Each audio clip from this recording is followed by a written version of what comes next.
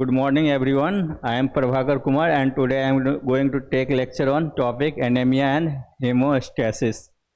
तो जैसा कि हम लोग जानते हैं एनीमिया क्या है, एक हमारा बॉडी का कंडीशन है जहाँ पे हमारा RBC means red blood cells का काउंट डिक्रीज हो जाता है। ठीक है, तो नॉर्मली हम बोल सकते हैं रिडक्शन इन आरबीसी काउंट और हीमोग्लोबिन बिलो नॉर्मल रेंज। जो मतलब कि आरबीसी मतलब इरिथ्रोसाइट बोल सकते हैं या रेड ब्लड सेल, उसका या हीमोग्लोबिन का अगर हमारा बॉडी में नॉर्मल काउंट से कम हो जाता है तो कंडीशन क्या हो जाएगा, एनीमिया। और जिसकी वजह से क्या हो सकता है, इस्चेमिक चेस्ट पेन। ठीक है, अदर टर्म में बोल सकते हैं जो मेनली हमारा आरबीसी का काम क्या रहता है, रेस्पिरेटरी गैस को ट्रांसपोर्ट करना। ठीक है, O2 एंड CO2 को। क्लियर, अगर O2 का ही अगर डिमांड ज़्यादा रहेगा बॉडी में या सप्लाई कम होगा तो क्या होगा, इस्चेमिक चेस्ट पेन फील होगा, जिसकी वजह से हमारा क्या है जो मतलब क्या जो ब्रीथिंग मतलब क्या जो वीकनेस फील होगा, टायर्डनेस, बहुत सारा अदर कार्डियक कॉम्प्लिकेशन आते रहेंगे। ठीक है, तो मेनली क्या है, cause decreased oxygen supply in the body, वही जो बताए थे, जिसकी वजह से क्या होगा, ऑब्वियसली जब आरबीसी का काउंट कम गया तो जिसकी वजह से क्या होगा, हमारा आरबीसी ऑक्सीजन को लेके जाता है लंग्स से थ्रू आउट द बॉडी। अगर आरबीसी का नंबर अगर कम जाएगा तो क्या हो जाएगा, जिस ऑक्सीजन का लेवल है वो ऑटोमेटिकली कमेगा, क्योंकि जितना डिमांड है हमारे बॉडी का उतना वो फुलफिल नहीं कर पाएगा। ठीक है, जिसकी वजह से हमारा एंजाइना या अदर कार्डियक कॉम्प्लिकेशन हो सकते हैं। क्लियर, मेन कॉज क्या है, एक्सेसिव ब्लड लॉस। अगर कोई भी एक्सीडेंट हो गया जिसकी वजह से क्या हो सकता है, ब्लड लॉस हो सकता है। ठीक है, तो ब्लड लॉस होगा तो ऑब्वियसली ब्लड निकलेगा, तो ब्लड के साथ साथ ब्लड सेल्स भी निकल जाएंगे। ठीक है, increase RBC breakdown. Increase RBC breakdown मतलब क्या, जो रेड हीमोलाइसिस होता है ना, means breakdown of blood sales. तो ऐसा भी कभी कभी हमारा बॉडी में इम्यून डिजऑर्डर की वजह से कुछ ऐसा होता है जिसकी वजह से क्या होता है, हमारा ब्लड सेल्स जो है वो खुद ही ब्रेक होना शुरू हो जाते हैं। अगर हमारे बॉडी में जो अगर आरबीसी का ब्रेक होना मीन्स क्या, सेल लाइसिस चालू हो जाएगा ब्लड सेल, तो नॉर्मल ब्लड सेल से तो कम हो जाएगा ना काउंट, तो वो भी क्या हो सकता है, हमारा एनीमिया का एक रीजन हो सकता है। फिर आपका कौन सा है, defective RBC production. Defective RBC मतलब क्या होता है, जो प्रीमैच्योर आरबीसी बोल सकते हैं, जैसे होता है ना जो फुल्ली डेवलप्ड ना हो। बताए थे जो बहुत सारा कंडीशन होता है जिसमें प्रीमैच्योर आरबीसी फॉर्म हो जाता है in the deficiency of vitamin B12 and folic acid. ठीक है, तो उस कंडीशन में भी क्या होता है, हमारा आरबीसी सही से अगर सही से वो डेवलप नहीं हुआ रहेगा तो वो सही से फंक्शनिंग भी नहीं कर पाएगा। ठीक है, फिर इसके अलावा कौन सा है, न्यूट्रिशनल डिफिशियंसी।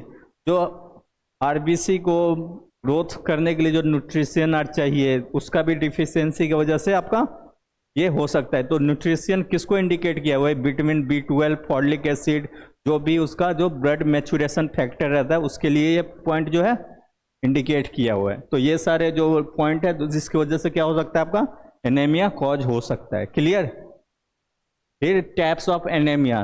तो हम लोग जानते हैं कि एनीमिया भी अलग अलग टाइप्स के होते हैं। ठीक है, तो पहला कौन सा आपका, आयरन डिफिशियंसी एनीमिया।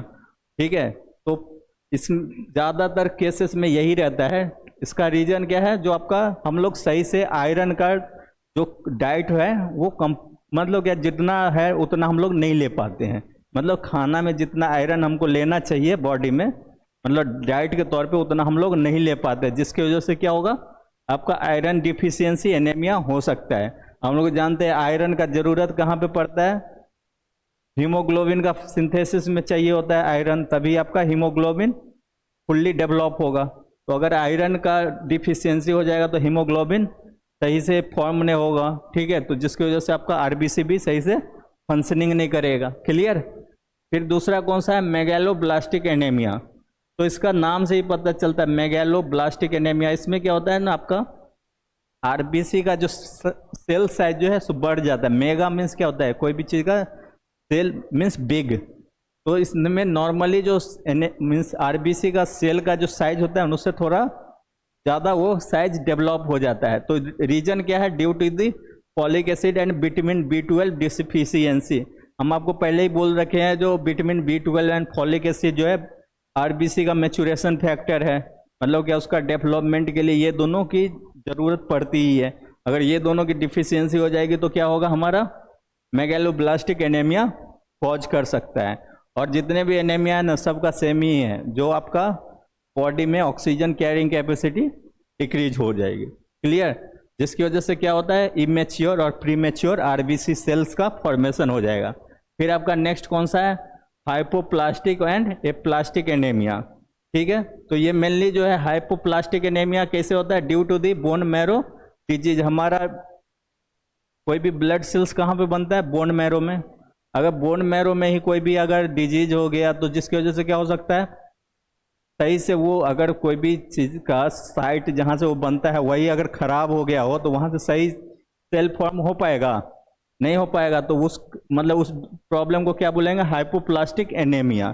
ठीक है, और आपका एप्लास्टिक एनीमिया किसको बोलेंगे, जहाँ पे हमारा बोन मैरो जो सेल्स है, जो बताए थे ना स्टेम सेल जो रहता है, वो आपका फंक्शनिंग कर रहा है लेकिन कम कर रहा है। ठीक है, तो उसमें भी आपका क्या होगा, रेड ब्लड सेल्स का फॉर्मेशन होगा, लेकिन जितना होना चाहिए उतना नहीं होगा। ठीक है, मीन्स कम होगा। फिर नेक्स्ट कौन सा है, पर्निशियस एनीमिया। तो इसमें मेनली कौन सा किसके वजह से होता है, विटामिन B12 के डिफिशियंसी की वजह से आपका कौन सा होता है, पर्निशियस एनीमिया। क्लियर? फिर आपका कौन सा है, हीमोलाइटिक एनीमिया। तो नाम से ही पता चलता है, हीम मतलब क्या होता है, blood, and lytic means break down of blood cells. ठीक है, तो हीमोलाइटिक एनीमिया मतलब क्या होता है, जिसमें आरबीसी का ब्रेक डाउन होता है, मीन्स डिस्ट्रक्शन होता है। ठीक है, किसकी वजह से, ऑटो इम्यून डिजीज की वजह से, या टॉक्सिन की वजह से, या इन्फेक्शन की वजह से। ज़्यादातर ये ऑटो इम्यून डिजीज की वजह से ही होता है। मतलब ऑटो इम्यून मतलब क्या, जो हमारा इम्यून सिस्टम खुद का ही बॉडी का पार्ट को डैमेज करना शुरू कर देता है। मतलब जब वो रिकॉग्नाइज नहीं कर पाता ये हमारा बॉडी का ऑर्गन है, मतलब पार्ट है या फॉरेन पार्टिकल है। हम मेनली हम लोग का मैक्रोफेज क्या करता है, जो भी फॉरेन सब्सटेंस रहता है उसको किल करता है। लेकिन अगर जहाँ पे उसको रिकॉग्नाइजेशन में प्रॉब्लम होगा, नहीं पहचान पाएगा ये अपना आदमी है या दुश्मन है, तो वो क्या करेगा, जो भी सामने मिलेगा सबको डिस्ट्रॉय करना शुरू कर देगा। तो इस केस में क्या होता है, जो हमारा आरबीसी सेल को ही डिस्ट्रॉय करना शुरू कर देता है। ठीक है, तो जिसकी वजह से नाम पड़ा इसका हीमोलाइटिक एनीमिया। मतलब क्या, जो हीमोलाइटिक मीन्स क्या, जो खुद का ब्लड सेल्स को डिस्ट्रॉय करने से जो कॉम्प्लिकेशन आ जाते हैं उसको बोलेंगे। ठीक है, और भी इसके पीछे कारण है, टॉक्सिन मतलब कोई भी पॉइजनस सब्सटेंस, जैसे कोई भी टॉक्सिक सब्सटेंस हम लोग ले लेते हैं, या कोई भी जहरीला चीज़, जिसकी वजह से भी हमारा रेड ब्लड सेल्स का ब्रेक डाउन होना चालू हो जाता है। ठीक है, मेनली हमारा ये जैसे सांप का जहर, वो भी कभी कभी साइटोटॉक्सिक होता है, जिसकी वजह से भी हमारा आरबीसी का डिस्ट्रक्शन होना शुरू हो जाता है, या अदर कोई भी अदर इन्फेक्शंस की वजह से भी हो सकता है। फिर आपका नेक्स्ट कौन सा है, sickle cell anaemia. Sickle cell anaemia हम पहले ही बता रखे हैं, जो ये आपका नाम से ही पता चलता है, सिकल सेल मीन्स क्या है, जो आरबीसी सेल जो है नॉर्मली बाइकॉन्केव शेप है, तो इसका मतलब शेप में चेंजेस आ जाएगा, जिसकी वजह से क्या होगा, आपका बाइकॉन्केव से कैसा शेप हो जाएगा, कॉमा शेप, और जिसके वजह से क्या होगा, वो अपना फंक्शनिंग भी लॉस कर देगा। और ये मेनली जेनेटिक डिजॉर्डर है, जो आपका वन जनरेशन से अदर जनरेशन में ट्रांसफर होते रहता है। तो इसमें मेनली क्या है, abnormal RBC shape causing blockage and blood flow. ठीक है, जिसकी वजह से हमारा शेप में चेंजेस हो सकता है, या ब्लड फ्लो मीन्स क्या, ब्लड वेसल्स में जो ब्लड का फ्लो होता है उसमें भी डिस्ट्रप्शन हो सकते हैं, मीन्स रुकावट हो सकती। क्लियर? फिर एनीमिया के कौन कौन से सिम्टम हैं, मतलब कैसे पता चलेगा जो उस पर्सन को एनीमिया है या नहीं है। तो पहला क्या है, आपका स्किन जो है येलोइश कलर का दिखने लगेंगे, जैसे जॉन्डिस का पेशेंट देखे हो ना, जो बॉडी थोड़ा येलोइश होना शुरू हो जाता है, तो इससे इसका येलोइश, पार्शियली येलोइश आपका कलर में स्किन आएंगे। कोई भी बीमारी होता है तो वीकनेस होता ही होता है, नॉर्मली हर केस में वीकनेस फील होगा, थकान महसूस होगा। ठीक है, वीकनेस टायर्डनेस होता ही है। शॉर्टनेस ऑफ ब्रेथ मीन्स क्या, जो जैसे लगेगा जो सांस लेने में दिक्कत हो रहा है, जल्दी तेजी से एकदम सांस नहीं लेते हैं। इसके बाद आपका क्या है, हार्ट बीट रेट फास्ट हो जाएगा। उसका अदर कंडीशन में क्या बोल सकते हैं, टैकीकार्डिया मीन्स, ठीक है, मीन्स कि हम तेजी से एकदम सांस लेना चालू कर देते हैं। क्लियर। इसके अलावा आपका ऑब्वियसली नाम से ही पता चलता है, जब आरबीसी का काउंट कमेगा तो ऑक्सीजन का सप्लाई भी कम जाता है, जिसकी वजह से क्या होता है, हम लोग को चेस्ट पेन फील होगा, बताए थे एंजाइना करके कॉम्प्लिकेशन भी हो सकता है। क्लियर। फिर क्या है आपका नेक्स्ट टॉपिक क्या है इसी में, हीमोस्टैसिस। ठीक है, तो हीमोस्टैसिस क्या है आपका, नाम से ही पता चलता है, हीम मीन्स ब्लड और stasis means stationary condition. Stationary condition किसको बोलेंगे हम, रुका हुआ कंडीशन को। तो ये इसको हम क्या बोल सकते हैं, the process by which our blood forms clot, ठीक है, due the presence of various clotting factor. मतलब ऐसा ये हमारा ब्लड का क्लॉट कैसे फॉर्म होता है, उसका आपका इसमें कौन कौन से प्रोसेस होते हैं वो देखेंगे। ठीक है, तो मेनली इसको क्या बोलते हैं, हमारा अदर टर्म में it is also called as blood coagulation and clotting. आपका जो हीमोस्टैसिस है ना, इसको अदर नाम में क्या बोल सकते हैं हम, ब्लड कोआगुलेशन या ब्लड क्लॉटिंग भी बोल सकते हैं। ठीक है, तो इसका mainly process to stop bleeding after blood vessel injury.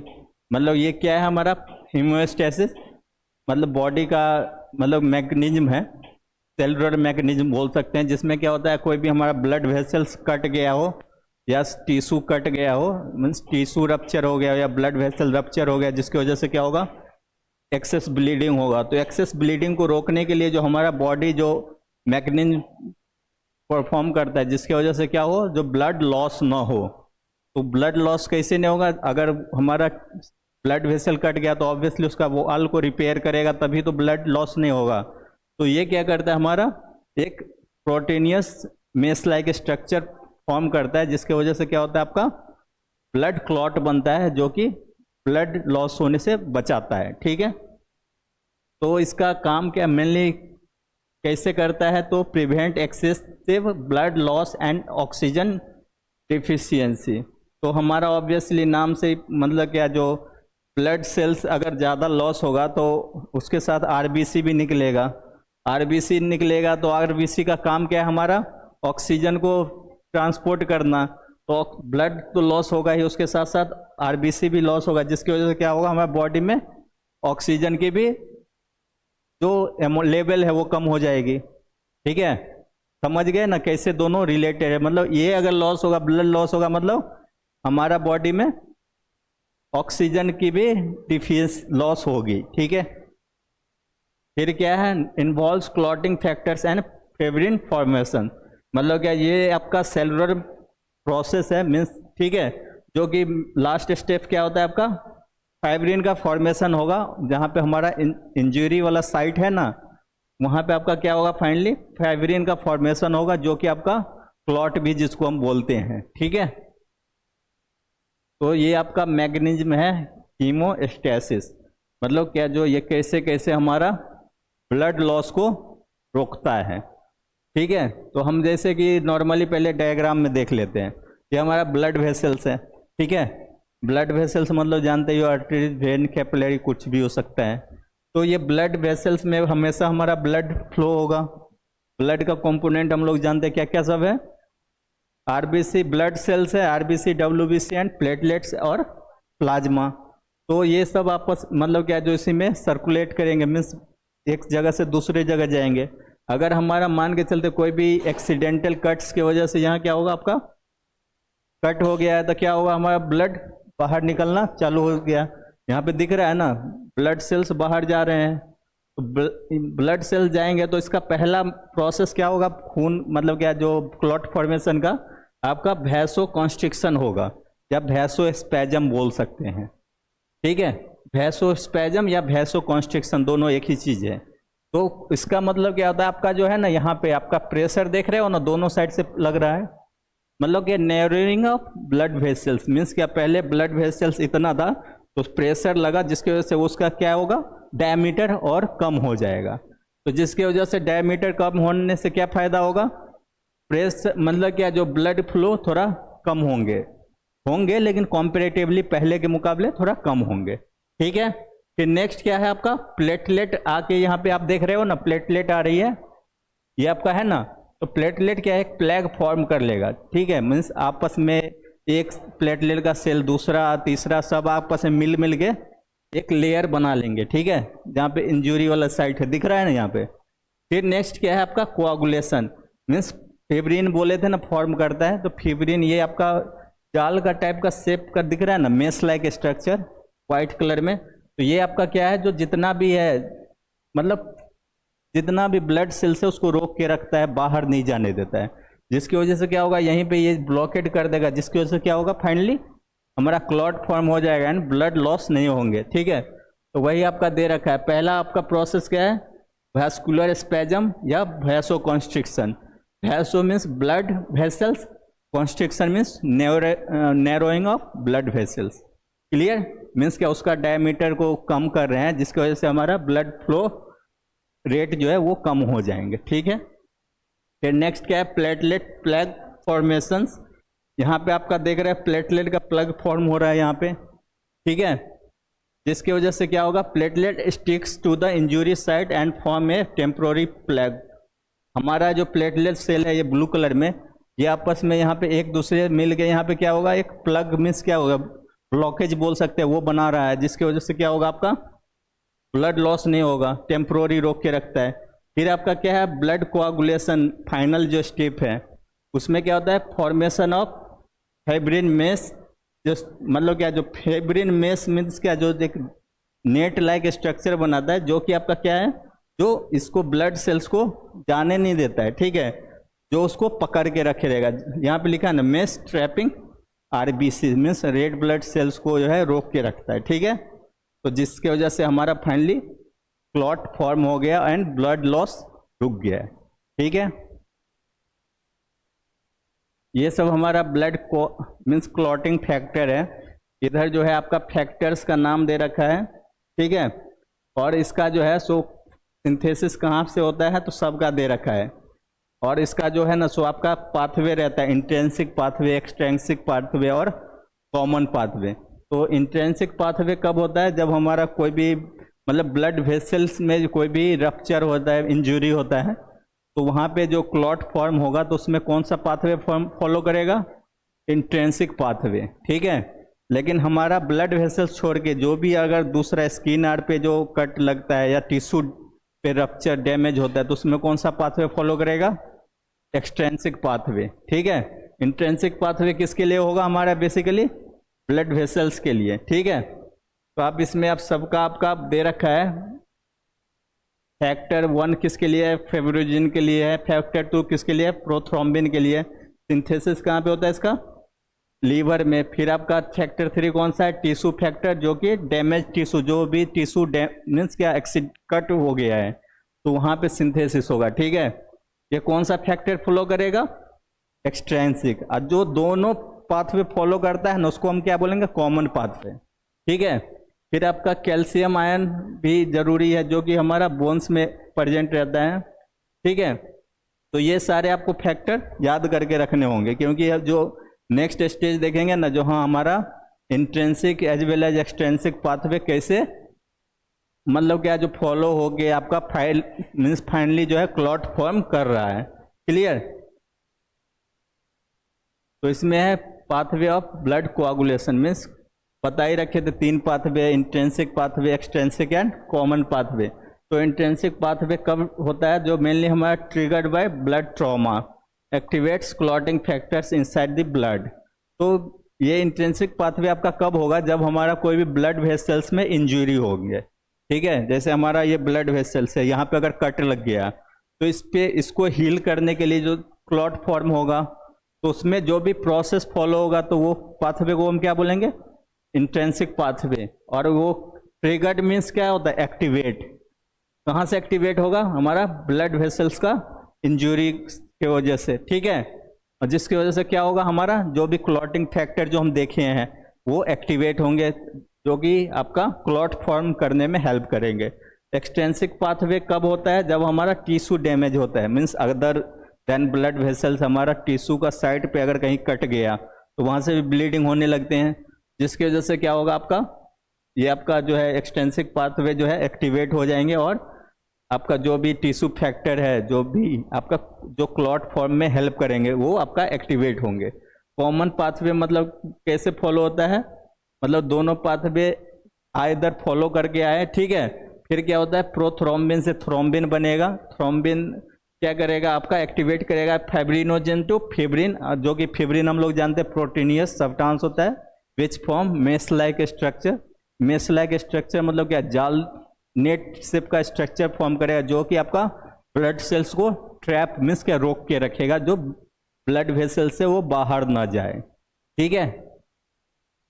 ये आपका कोआगुलेशन पाथवे है, मीन्स क्या कैसे ये काम करता है। तो हम बता ही रखे दो पाथवे मेनली काम करता है, और दोनों जहाँ पे मिल जाता है उसको क्या बोलेंगे कॉमन पाथवे। तो कॉमन पाथवे हमारा कहाँ से एक्टिवेट होता है, प्रोथ्रोम्बिन से थ्रोम्बिन से स्टार्ट होता है, ठीक है। तो पहला कौन सा होता है इंट्रिंसिक पाथवे, तो इंट्रिंसिक पाथवे तो हम बता ही रखे हैं, जो आपका ये मेनली कब या कहाँ पे मेनली ये आपका स्टार्ट होगा, जब हमारा कोई भी ब्लड वेसल्स में इंजरी हो जाएंगे, तो इंजरी होगा तो वहाँ पे ब्लड लॉस होगा, ब्लड लॉस होगा तो क्या होगा आपका, ये आपका जो इंजरी की वजह से क्या होता है वैस्कुलर एंडोथेलियल जो है उसमें इंजरी हो जाएगा, जिसकी वजह से क्या होगा ब्लड लॉस होगा, और उससे क्या होगा आपका ब्लड फैक्टर जो है मीन्स क्या क्लॉट करने वाला जो फैक्टर है वो एक्टिवेट होगा। फैक्टर जैसे आपका यहाँ पे 12 है, फैक्टर 12 एक्टिवेट हो गया 12A में, है ना, एक्टिवेटेड फॉर्म। 12A क्या करेगा 11 को 11A में कन्वर्ट करेगा, 11A किस में करेगा 9A में, ठीक है, in the presence of calcium ion, ठीक है। कैल्शियम आयन कहाँ रहता है, तो हमारे बॉडी में स्टोर फॉर्म में रहता है इन बोन्स, ठीक है, या सार्कोप्लाज्म के रेटिकुलम में भी रहता है। इसके अलावा क्या होगा आपका फैक्टर 9 क्या करेगा, फैक्टर 8 को एक्टिवेट करेगा, ठीक है, in the presence of calcium ion and platelets. फिर आपका कैल्शियम यहाँ तक आ गया, फिर ये आपका कॉमन पाथवे फॉलो करेगा। सेम ऐसे ही एक्सट्रेंसिक पाथवे में क्या है आपका मेनली कहाँ से ये इनिशिएट होगा, आपका टिश्यू इंजुरी से। टिश्यू इंजुरी होंगे तो ऑब्वियसली आपका क्या है मतलब ब्लड लॉस होंगे, ब्लड लॉस होने से की वजह से क्या होगा आपका प्रोथ्रोम्बिन जो है आपका जो factor 7 in the presence of calcium ion किस में कन्वर्ट क्या करेगा आपका फैक्टर 10 को एक्टिवेट करेगा। फैक्टर 10 एक्टिवेट होगा तो ये क्या करेगा फैक्टर 5 को एक्टिवेट करेगा, एंड फैक्टर 5 अगर एक्टिवेट हो गया तो ये कहाँ पे होता है हमारा फॉस्फोलिपिड वाला रीजन में, ठीक है। इसके बाद आपका क्या होगा फैक्टर 5 अगर एक्टिवेट हो गया, ये 5A जहाँ पे लिखा रहेगा ना उसका मतलब होता है एक्टिवेटेड फॉर्म, ठीक है। जैसे यहाँ पे लिखा हुआ था ना फैक्टर 12 का 12A मीन्स क्या activated form of factor 12, clear. तो यहाँ प्रोथ्रोम्बिन जो है in the presence of calcium ion किस में कन्वर्ट हो गया थ्रोम्बिन में, एंड थ्रोम्बिन जो है किस में कन्वर्ट थ्रोम्बिन क्या करेगा आपका फिब्रिनोजेन से फिब्रिन में कन्वर्ट करेगा। एंड हम लोग जानते हैं जैसा कि फिब्रिन क्या है प्रोटीनियस सब्सटेंस रहता है which form mesh like structure to prevent blood loss from our blood vessels और टिश्यू, क्लियर। तो यहाँ से ये लोग जो है ना मतलब क्या जो आपका तीनों पाथवे एक साथ काम करता है intrinsic extrinsic and common pathway. Common pathway में ज़्यादा नहीं, प्रोथ्रोम्बिन से फिब्रिन तक फॉर्मेशन होने का प्रोसेस जितना भी रहता है वो आपका कहाँ पे होगा आपका कॉमन पाथवे में। और इंट्रिंसिक पाथवे कब एक्टिवेट होगा जब हमारा ब्लड वेसल्स में कोई भी इंजरी होती है, and extrinsic other than blood vessels other जो भी टिश्यू है हमारे बॉडी में। तो ये क्लियर मेनली हमारा क्या है जो आपका अभी क्या क्या देखे थे एनीमिया, एनीमिया क्या है जो लॉस ऑफ आरबीसी और बोल सकते हैं in other word loss of blood cells from our body due to injury and other reason, ठीक है। तो जिसकी वजह से क्या होगा ऑक्सीजन कैरिंग कैपेसिटी भी डिक्रीज हो जाएंगे, तो उस कंडीशन को हम क्या बोल देंगे एनीमिया। एनीमिया भी अलग अलग प्रकार के थे, आयरन डिफिशियंसी की वजह से हो रहा था, कुछ आपका vitamin B12 and folic acid का डिफिशियंसी की वजह से हो रहा था, कुछ आपका जेनेटिक था जो कि सिकल सेल एनीमिया था, फिर आपका कौन सा था इसके अलावा कौन कौन सा अदर कॉम्प्लिकेशन आ सकते हैं एनीमिया की वजह से, शॉर्टनेस ऑफ ब्रीथिंग, ठीक है, tiredness, suffocation, chest pain and other cardiac मतलब हार्ट से रिलेटेड अदर कॉम्प्लिकेशन भी हो सकते हैं। फिर नेक्स्ट कौन सा था आपका, हेमोस्टेसिस। हेमोस्टेसिस क्या है, process of formation of blood clot, ठीक है। अदर वर्ड में इसको क्या बोल सकते हैं, हेमोस्टेसिस को ब्लड क्लॉटिंग और ब्लड कोआगुलेशन, क्लियर। तो हमारा ब्लड कोआगुलेशन के लिए कौन कौन सा 3 मैकेनिज्म था। पहला था आपका वैसोकॉन्स्ट्रिक्शन या वैसोस्पैज्म। उसमें क्या होता है, ब्लड वेसल्स का मीन्स क्या, जो नैरोइंग होगा, मीन्स कि ब्लड वेसल्स का डायमीटर रिड्यूस होगा, जिसकी वजह से ब्लड लॉस जितना कम हो सके, ठीक है। नेक्स्ट क्या है, प्लेटलेट का प्लग फॉर्मेशन होगा।